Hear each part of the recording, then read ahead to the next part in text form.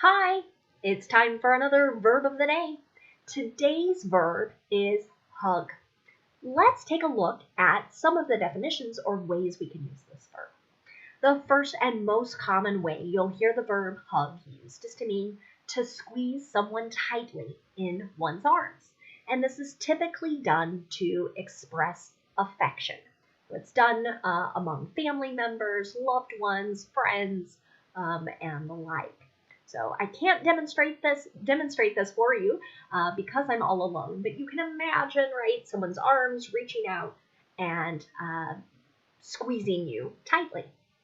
A second way you might hear the verb hug used is to mean to hold something closely or tightly around or against part of one's body. I was recently watching a yoga video, and the yoga instructor encouraged us, the participants, to hug our knees or bring our knees very close to our body during a particular movement. A third way you might hear the verb hug used is to mean to keep close to.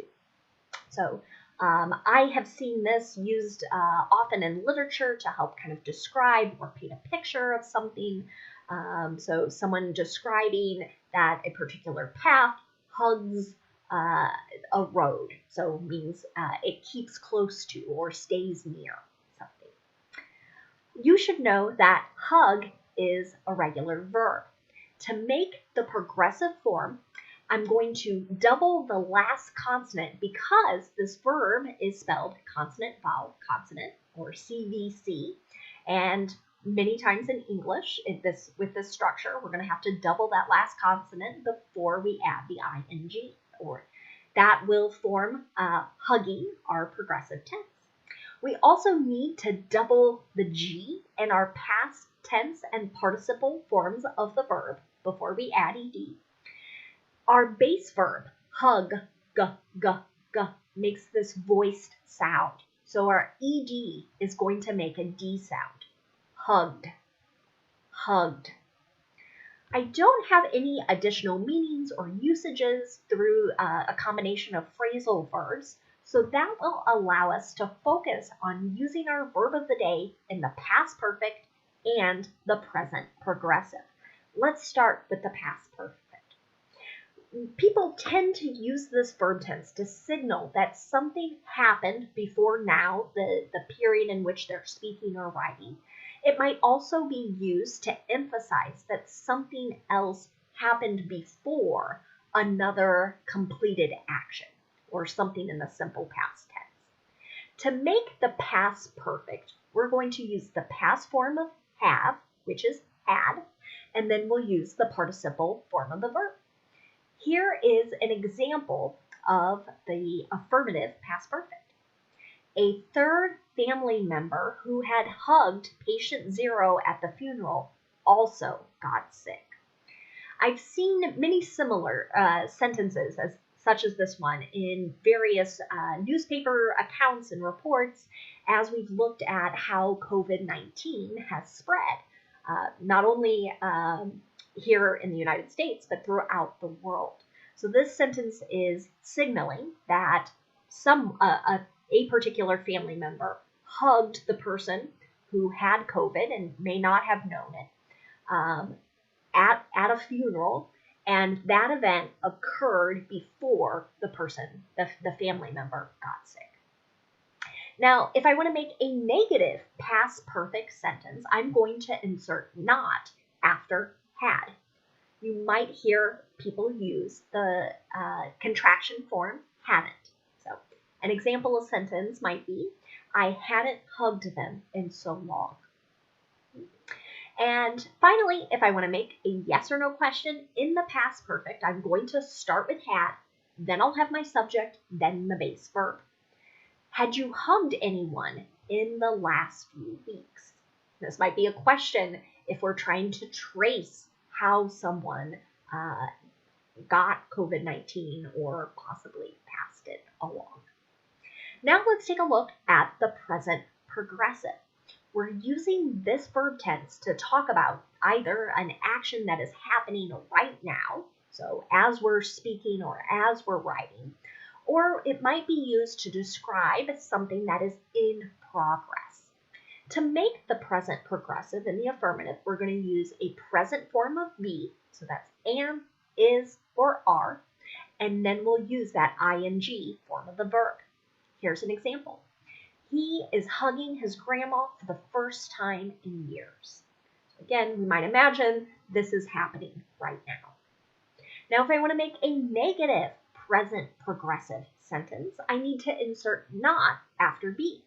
You might hear people use a contraction form aren't or isn't, but I want to point out there's no contraction form for am not. So we've got to keep those two separate words. Here's another example sentence. Many people aren't hugging their relatives right now because of COVID-19. So this is an action or an activity that is not in progress currently. Finally, if you want to make a yes or no question in the present progressive, we're going to start with our present form of be, then we'll have our subject, and then the ing form of the verb. Is the boat hugging the coast? So that ties back to that third meaning of the verb, of staying very close to something. So here, the boat is not moving far out into the ocean. It is staying close to or near the coast. Now, let's take a look at some words that are related to our verb hug. And the first word we're going to look at has the same spelling, same pronunciation. It's just the noun form of this word. So the noun hug can mean the act of holding someone tightly in one's arms. And again, this is typically done to share or express affection. An example of this could be give your grandma a hug. Right? So something maybe a parent is saying to their child. Another related word from our verb is the noun hugger. And this could have a couple different meanings. The first could just be a person who gives many hugs or really likes the action of hugging. And you might hear people being described as good or bad at this action of hugging. So here's an example of this usage in a sentence. My best friend is a great hugger. So she gives really good hugs.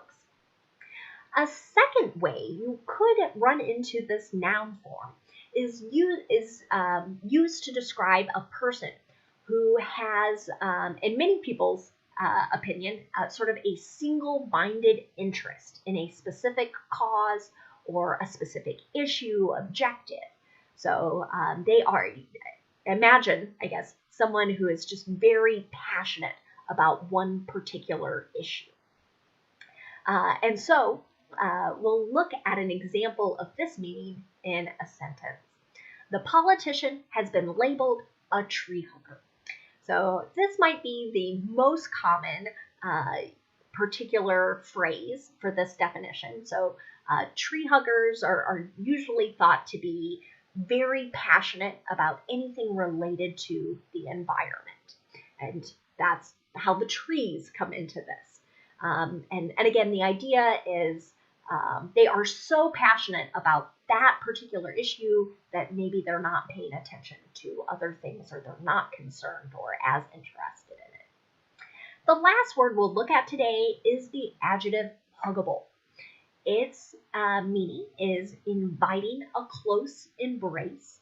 Another synonym could be cuddly. So an example of this could be their new baby is so huggable. Right? So it's just, you see that baby, you want to grab it and give a hug. Thanks so much for watching today's video. I hope you have a great day.